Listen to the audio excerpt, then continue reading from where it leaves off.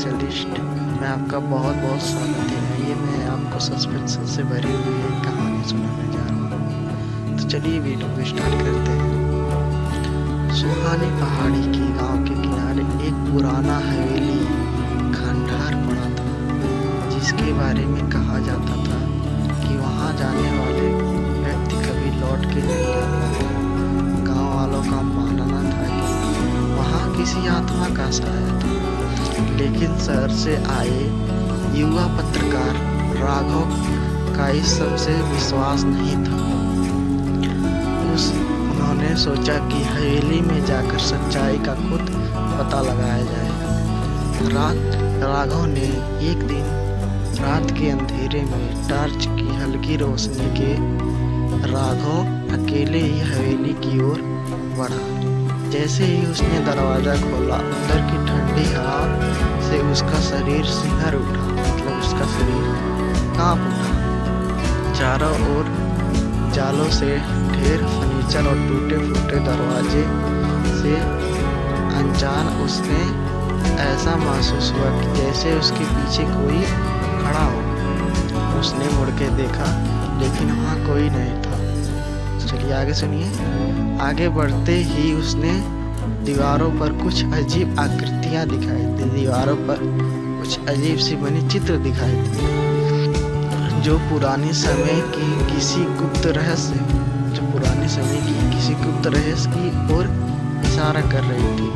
तभी एक हल्की सी आवाज आई, कौन हो तुम? राघव के कदम पीछे हट गए। उसने अपनी हिम्मत जुटाकर पूछा, कौन है वह? लेकिन कोई जवाब नहीं आया।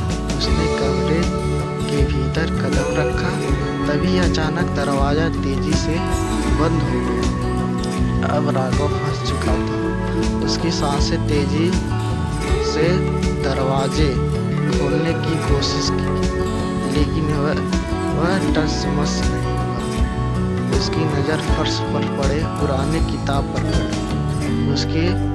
उसने उसे उठाया और पढ़ने लगा। उसमें हवेली के मालिक की कहानी लिखी थी।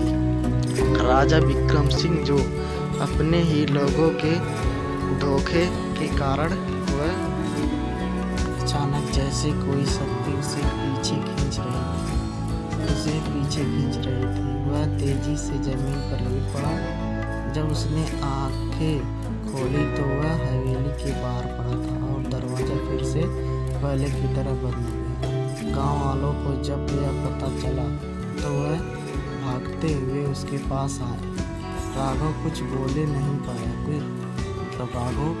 नहीं पाया। उसने सिर्फ एक ही शब्द कहा, सच, और फिर बेहोश हो गया। उस रात के बाद वह गांव छोड़कर कभी वापस नहीं आया और हवेली का रहस्य फिर से ही बना रहा।